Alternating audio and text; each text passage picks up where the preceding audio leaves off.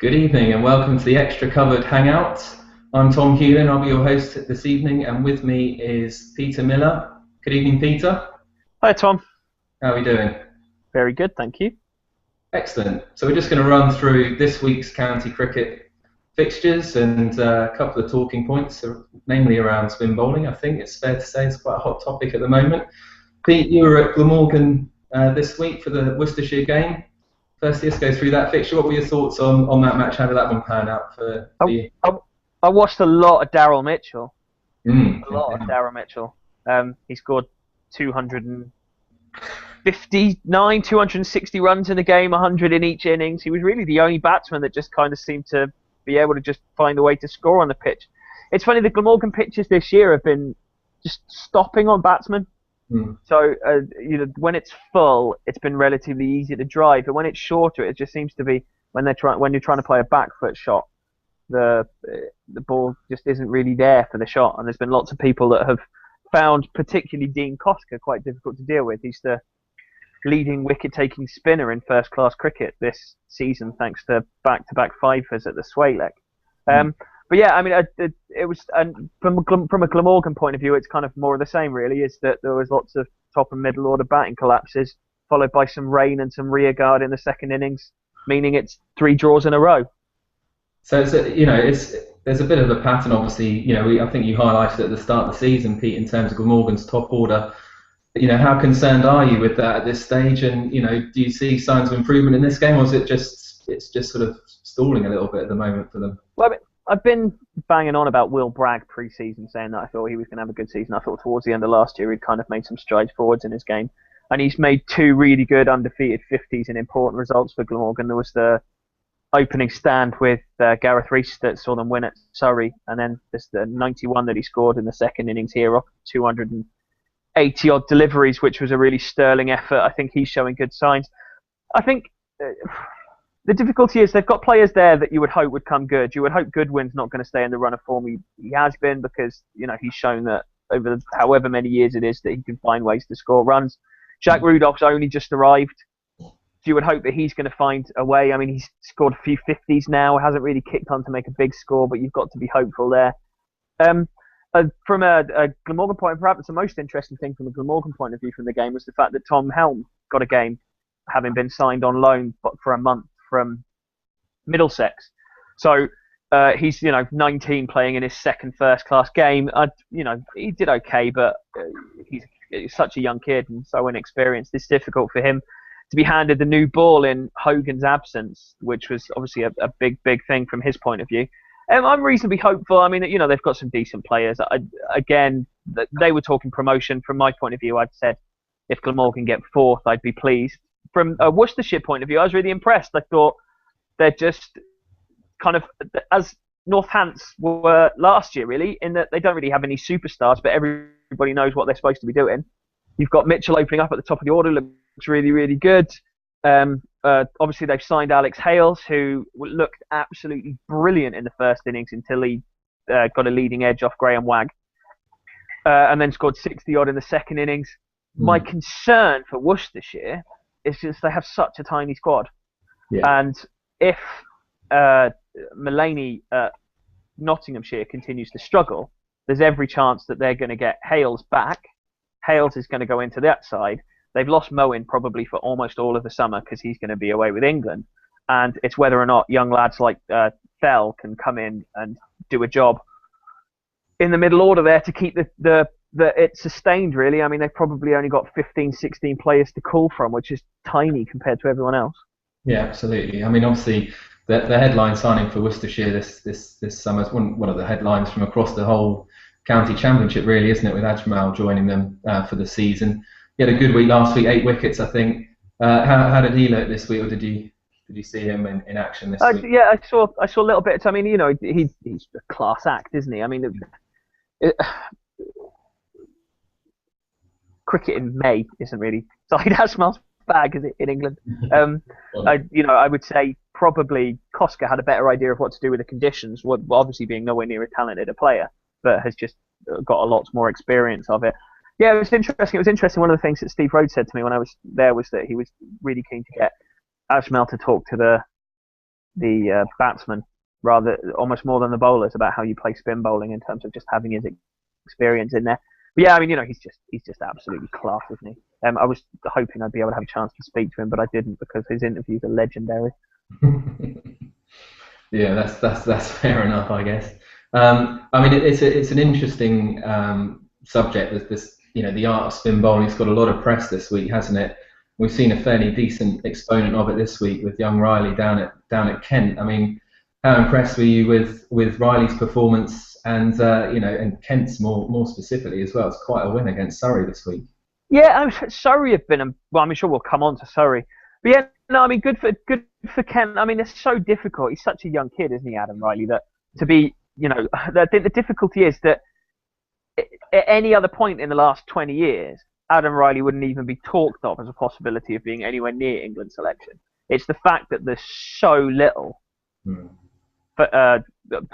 spin bowling that's available for them. The kid's played 24 first-class matches, and he's doing okay. He's got 60-odd wickets. He in 4 or 5 years' time, he could be in the England side. But spinners don't tend to do well coming into sides at 19, 20, 21. It takes them a while for them to get to the point that they're going to do brilliantly in tests. Graham Swan, I suppose, is the prime example, wasn't it? That came into the side at not a dissimilar age from what Riley is now, and didn't really fit and didn't really know his game, and then came back and was a world beater. So, I mean, it was interesting that Rob Key's been saying that he doesn't think that Riley's ready, that he thinks, that people are putting too much pressure on the lad, and Rob Key doesn't tend to say things that he doesn't think. No. I think he's probably one of the more thoughtful people around county cricket in terms of speaking a lot of sense. I wish he was in the Sky box more often, to be honest, because I think he's probably just about one of the best pundits going, really. Yeah, I'd agree with that. I mean, obviously, Riley's got his chance with Treadwell out of form, hasn't he? And Treadwell is England's #1 spinner in limited overs cricket, or at least was this winter. Where are we looking at from an England perspective for the spinner this summer, Pete? What's your feelings on that? Well, they're going to end up picking Moeen as a spinner, aren't they? Randomly, like they did with Samit Patel in Sri Lanka. He's not a spinner. He's a bowler. He's a batsman that bowls a bit. He'll do a job for them. He's a fine bowler, but he's averaging 33, 34 in first-class cricket for a reason. Yeah. That's because he's more of a 4th or 5th bowler than someone who can come on and do a brilliant job. I mean, the biggest worry for me is that they're going to pick the lad, bat him at 8, and people are going to expect him to run through sides. And then he's going to end up being cast aside from the side again, which is really unfair. You need to pick people based on their abilities, not to paper over the cracks of what's missing from an England point of view. So that's probably what they'll end up doing, I imagine. And all the best of luck to him in the world. My adoration of Moeen and the way he plays and the way he goes about his cricket is well documented, Tom. I really hope he does well. But there isn't an immediate replacement. The only bowler that you've got, really, that I think is anywhere near Test standard in county cricket is Kerrigan. Yeah. He's head and shoulders above any other spin bowler in county cricket. And whether or not he's is good enough, the only way to find out is to give him more than 8 nervous overs on debut and then leave him standing at fine leg for 3 days. Yeah, well, I totally agree. I mean, it's interesting, Ashley Giles' interview in the Evening Standard tonight, where he's talking about English spin bowling and, the need for England to persevere with slightly unique spin talents rather than just getting them into one-day mode, getting the ball to rush through, just bowling a decent length to restrict batsmen, rather than actually cultivating the art of spin bowling and getting someone that can actually turn it and take wickets in Test matches. I think it's a really good point. But anyway, we'll leave it there. Obviously, I could talk about that all day and mention Maurice Holmes, but let's move on. Show, Pete. We'll have a separate spin-off, as it were, unintended. But we'll come back to that at another point. So let's return back to Kent. We started talking about them there. A fantastic result for them, and they've started the season nicely with that win. Obviously, they've only played 3 games so far, but suddenly, the people that sort of claim they might challenge for promotion this year don't look quite so foolish. Well, I mean, I think they've got So, I mean, again, the bowling point of view is where I think they're going to worry. What they worry for me really is later on in the season when pitches flatten out, whether or not they've got the bowling to take 20 wickets. From a batting point of view, they've got North East, they've got Bell Drummond, they've got Key. There's people there that can score 1,000 runs for you. And if you've got 2 or 3 players that score 1,000 runs and a couple of bowlers that take 50 wickets, then you've got a good chance of going up from out of Division 2, as was shown by Northampton last year. That's what you need to do. Is you need 4 or 5 players to put in really, really good seasons. I mean, it's early days. I mean, we'll see. I mean, the interesting thing, obviously, the other team in that game is Surrey, who everyone was saying, are going to bounce straight back up, and have really, really struggled this year, particularly from a batting point of view, where they've obviously put a lot of faith in some of the younger players, and if you've got youngsters, they're not going to give you consistent returns. You need to back them, and eventually they become consistent as they get to know their game better. So, to expect guys like Dom Sibley, or even to a certain extent Zafar Ansari, who's that bit older but has all the class in the world, to expect them to be doing consistently well is difficult. And it's interesting the difference between the end of the Adams era, where it was Dad's Army, to now, where you've got guys like Curran, who are 19, Sibley, who's 19, Matt Dunn, who's a youngster, in and around that side. It's really interesting. Yeah, I mean, I'd agree with that. I mean, I saw them down here at Hampshire a couple of weeks ago, and the bowling attack, Mika looked pretty quick, and Dunn obviously is pretty nippy as well. But it's going to take a little bit of time just to get that cohesion in the bowling unit, and like you said, the batting especially, looks a little bit inexperienced, but like you said, you'd expect that with younger players at the minute. So I mean, the way Division 2 shaping, obviously Worcestershire top, again a slightly surprise package. Equally, Leicester have had a couple of half decent performances, albeit a draw against Essex this week. They did score 430 odd this week. Surprised by Leicester's performances so far this season, Pete? Yeah, I mean, they scored 500 against Glamorgan after Mark Wallace in his infinite wisdom decided to put them into bat as well the other week. So, yeah, I mean, again, they seem to be the players that they've got from the batting point of view seem to be doing really well. And then the difficulty again, I think, to bowling, is that you win first class cricket matches by taking 20 wickets.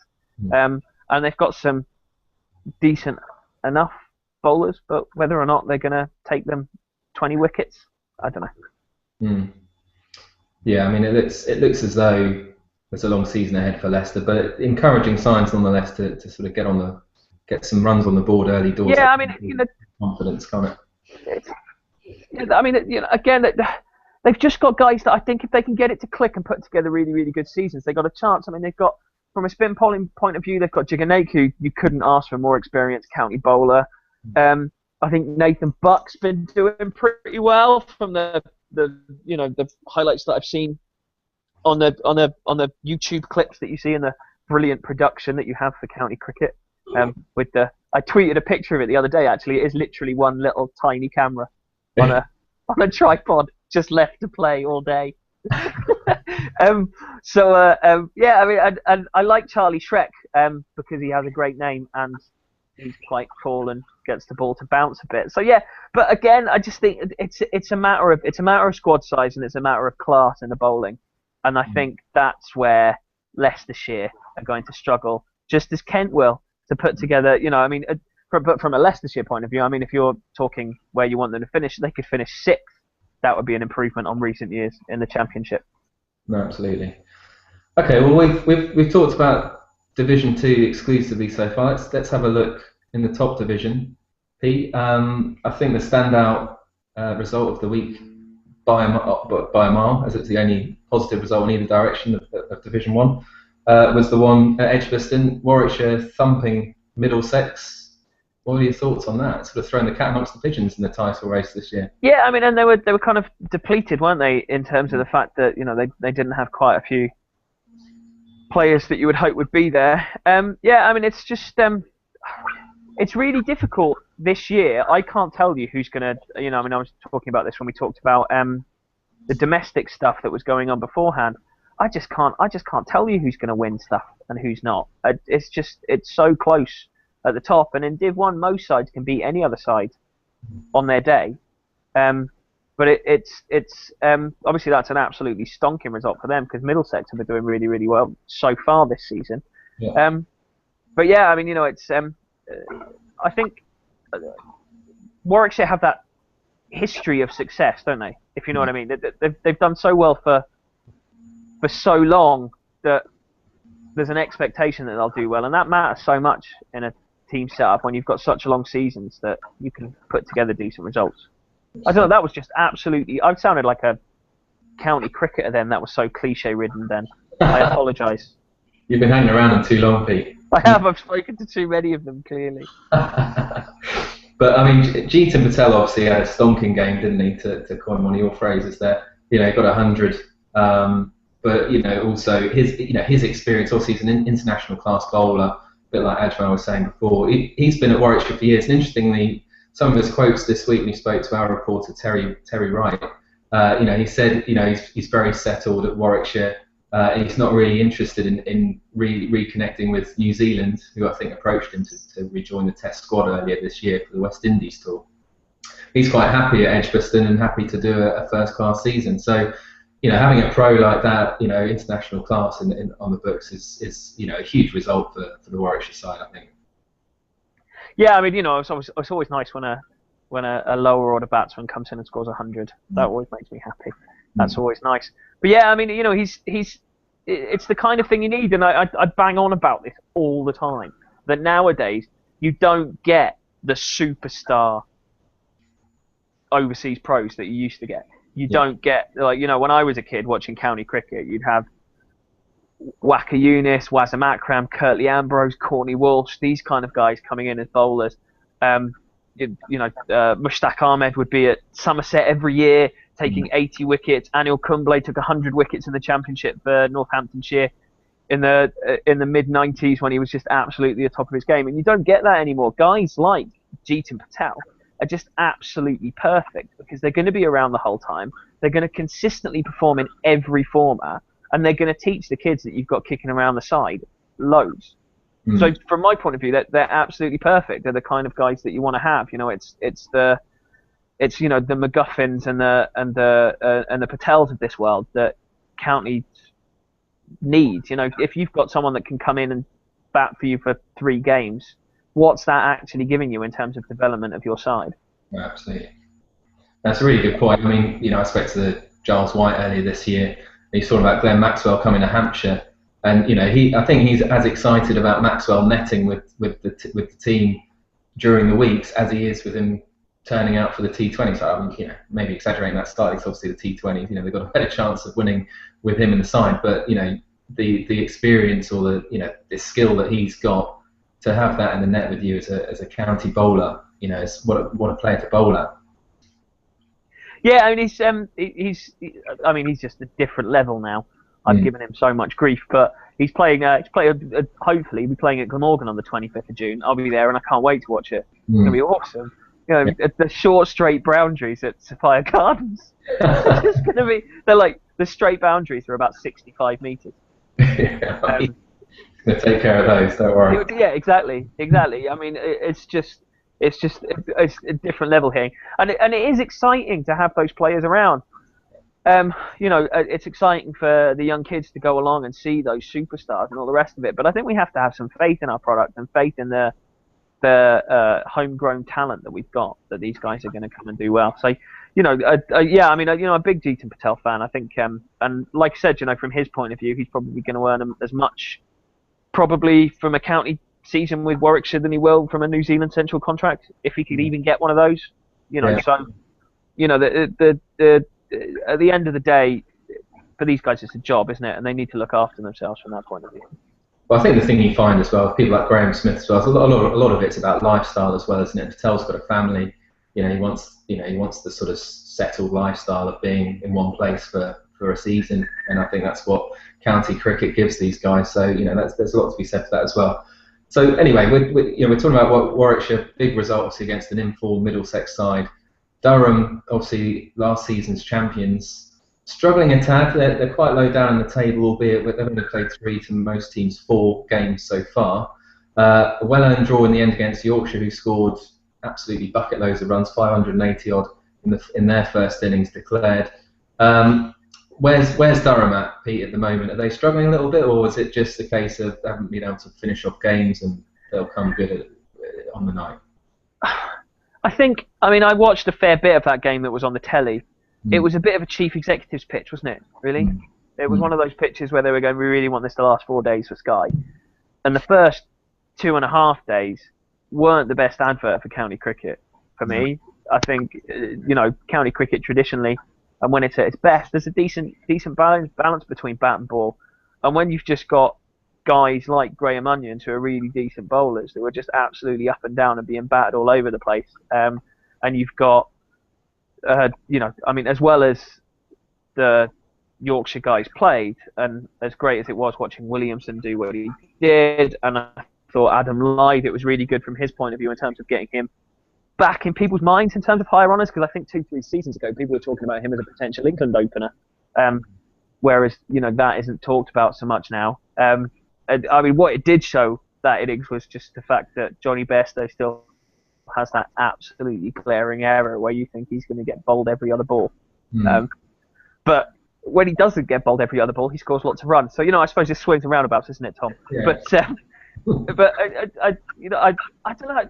It's so difficult to tell. I was disappointed that the pitch didn't really give me much of an opportunity to see. I was surprised. If I was Durham and I had the attack that they've got with Rushworth, with Onions, with Harrison, I'd be having a pitch that was going to have a bit of moisture in it, have a bit of a green tinge to it, all the rest of it, and that pitch certainly didn't. They kind of shot themselves in the foot a little bit. I suppose the difficulty for Durham is it was a massive surprise for me when they won it last year. Whether or not they can manage to do it again with the squad that they've got, I don't know. I like Keaton Jennings. I think he's probably my favourite Durham player, I think, and also the fact that he'll upset a whole load of people when he plays for England because he's Zimbabwean. That always pleases me. But they'll stay up, I think, Durham, but I don't think they'll be in the top half. Yeah, they're sort of victims of their own success as well to an extent, aren't they? Because it looks like Stokes is going to be heavily involved with England once he's fit again, and Borthwick even as well might be involved. Onions is a possibility. So yeah, it's a difficult one to see how they're going to progress. And like you said about the pitch, it's such an un-Durham-like pitch, isn't it? Normally it's plenty in it for the bowlers, so it's an unusual step perhaps against Yorkshire. Only the two other games we haven't talked about yet, Pete, were both draws as well. Obviously the weather's still not giving us a full 4 days in most parts of the country at this early stage in the summer. But just quickly looking at sort of Sussex visit to Old Trafford against Lancs. I think Sussex were pretty much favourites going into the last day, but it just pretty much rained all day, so that's a bit unfortunate. Sussex have started very well, apart from that defeat against Somerset the week before. Yeah, there's a guy that I've already mentioned, is Steve McGoffin, who I just think's the kind of guy you need to come in that's just going to consistently perform and has committed himself, doesn't play cricket in Australia anymore, into Sussex player. Sussex are one of those sides that they're so much better than the sum of their parts, aren't they, really? They've got Yardy coming in at 3, who's a really, really decent batsman, but also, bowl a few overs as and when it's needed. And, I don't think he bowled in this game, actually, not all that much. But I think, you've got some impetus that can be added by the ever-attacking and always infuriating Rory Hamilton-Brown. Any batting side up that has Rory Hamilton-Brown and Luke Wright playing together in a first-class game, you have to have some respect for that, don't you? Yeah. You have to approve. No, absolutely. Sussex, were my tip for the championship this year. And after a couple of games, I was looking very smug about that indeed. Obviously, very early days, but you're right. McGoffin is just brilliant in county cricket, a bit like Hogan at Glamorgan when he comes back, obviously. Jordan is going to be heavily involved in England, I think, but his performances last year were sensational as well. So, I think Mark Robinson has done a superb job assembling that squad. I think he's probably a little bit underrated, although he sort of got a little bit of press around the England job, but he's done an excellent job there. Sussex have got every chance of being up there, I think, come the end of the season. Yeah, again, it's like I said, that they're if you were to look at it, I mean, granted they've got Jordan who's in and around the England side now, but there isn't really anybody else that you're going to lose for the whole summer. They're just a really, really top quality side that are going to do well in county cricket. I suppose you could argue that that's kind of failing in their job, really, and that the money that the ECB gives them is to develop test players, and they don't really do that, do they, Sussex? Well, I think Luke Wells is a prospect for the future. There's a lot of talk about who's going to come into England's batting lineup. I think Wells showed fleeting glimpses of it last year, where he could I think got a double hundred at Surrey, albeit on a bit of a road. But he's got talent, and I think there's one or two others. But yeah, I take your point. I know that's not just to have a go at Sussex. There's lots of counties where you could make that argument that their job's to produce England Test match players, and Glamorgan haven't had anyone that's played for England since Alex Wharf. So I wouldn't want to upset any Sussex fans by suggesting that it's just them. But yeah, it's kind of an aside more than anything else. Yeah, interesting news. It's again a bit England centric, but Matt Pryor's expected to be out until the end of May with his Achilles injury. So that's obviously a blow for Sussex, but probably a blow more for Pryor's England aspirations. I would have thought. Yeah, I kind of think Butler's probably ahead of him. I don't know. It's so difficult to know, isn't it? What they're thinking. Other than the fact that they look really, really good walking around Waitrose in their full England kits, which was amazing. If you haven't watched the advert, please do. It's just the most bizarre thing I think I've seen in a long time. But yeah, donning your England whites to go do your shopping this weekend, Pete? Yeah, definitely. And I will be asking for a DRS referral when I just can't decide what bottle of wine to have. It pays the bills, doesn't it? It pays the bills. But Pryor looks such a. I mean, there were so many of them that looked forlorn figures while I was watching them at 5 o'clock in the morning, over the winter. But he was especially. I mean, his glove work went as well as his batting. And if you're a wicket keeper, you can stay in the side dropping catches if you're scoring runs, and you can stay in the side scoring runs if you're dropping catches. If you're taking catches, if you see what I mean, you know what I mean. Yeah. So if you're struggling on both shoots, then you're in real bother, aren't you? Again, I suppose the difficulty is that there isn't really anybody knocking on the door, is there, from a first-class point of view?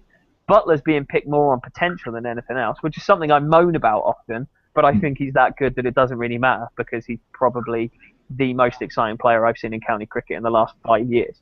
Josh Butler. I think he's unbelievably brilliant. But there isn't really. I mean, I saw that Grayson was saying today that he thinks James Foster should be picked for England. He probably should be, but he won't be. He should have been picked for England ahead of Pryor, before Pryor turned himself into a brilliant wicketkeeper. So that's important to remember, as Pryor became a brilliant wicketkeeper while wicketkeeping for England. He wasn't one when he got the job. So we'll see what happens there. But yeah, I mean, I agree that I think he certainly won't be in the side for Sri Lanka now. I wouldn't have thought, because he's just not going to have enough batting beforehand to be able to prove that he's in form.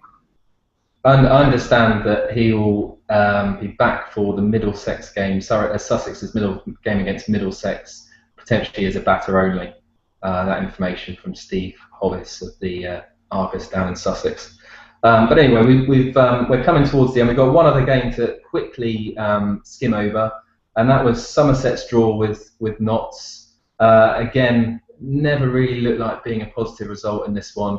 Especially when Notts just battered on day 4. But I suppose Somerset are a little bit of a surprise package this season. They're up in 3rd already and undefeated and doing a lot better than people thought they might do at the start of the season, Pete. Yeah, I mean, again, they don't have. Somerset are all about their batting, aren't they? Which almost they shouldn't be, because they play on such a batter-friendly track down at Taunton. Yeah. They'd be as well having more exciting bowlers. They've got the great Alfonso, who's going to come in and just do brilliantly whatever. He's, again, another example in the McGoffin, Jeetan Patel mould of an overseas player that just does brilliantly year in, year out for a county side. Gregory's doing okay. Jamie Overton's exciting. Peter Trago's decent. But again, you're not there thinking, just, oh, wow. It's Johan Myberg coming into bowl now. That'll really shake things up. Do you know what I mean? It's just like... He bowled 32 overs in the second innings on Wednesday. That must have been an absolute bevy of action down at Taunton, I would have thought. I mean, I'm devastated I didn't miss it. Alvaro Peterson even got a bowl, which was exciting. I do love who some of the players that get a bowl when it's draws just written all over it. You get everyone gets a bowl almost. I'd get a bowl. Well, they probably wouldn't want me bowling, to be honest. But that's another story. But yeah, I mean, it's nice to see Samet getting some runs. I think probably his England chances are gone now, which is a shame because I do love him lots. I think he's a great player. I think he's been another one that's probably just been picked to do the wrong thing for England, but he scored over 200 runs in the game. I'm really disappointed with Jimmy Taylor at Nottinghamshire because there's been other people just scoring bucket loads of runs, and if he'd scored the level of runs that Robson had or James Vince had, he'd really be in contention to get back in this England side. Yeah. Whereas he's scoring, he scored a couple of 60s, but really what he needed to be doing was scoring big hundreds, and that just hasn't happened. It's interesting. I still can't quite believe that Nottinghamshire let Alex Hales go, who's an England prospect. Their coach is an England selector, and they're batting a superannuated Australian at the top of the order. It seems absolutely bonkers to me that you've got Phil Jakes getting a game for Nottinghamshire ahead of Alex Hales. Yeah. But Nottinghamshire need to do what's right for them, don't they? But whether or not, he's not in the side because of Jakes, but it's whether or not Mulaney's place is more under threat if Hales, because he scored 60 odd in that second innings and Worcestershire, whether or not him scoring runs puts his place under pressure. I think it's quite interesting. There's just, I think in that game there's loads of people that in and around it that are quite interesting from an England point of view. Because you've got Nick Compton as well, whether or not Craig Keyswetter is a possibility from the wicket-keeping point of view in the test, you would say not, but there would have been a time when he would be. It was just, I think I fancied Nottinghamshire before the start of the season for the title, especially having Siddle all season, but he's been a little bit disappointing, perhaps. Yeah, it's an interesting one, isn't it, with Siddle? He hasn't quite, ignited as many had hoped. It's interesting, as well, like you said about Hales, he looked very good for Worcestershire, as you saw him at first hand this week, and it'd be interesting to see if he sees out his month loan at Worcester, maybe he'll be back to Trent Bridge before we know it. But some interesting points to ponder there, definitely, Pete. Thank you very much for your time this evening. You're most welcome. Lovely to find a window in your busy. I know you've been a busy boy today, so thanks very much. That's quite all right. And that's been this week's Deep Extra Cover Hangout. I've been Tom Hewlin. Thanks again to my guest, Pete Miller.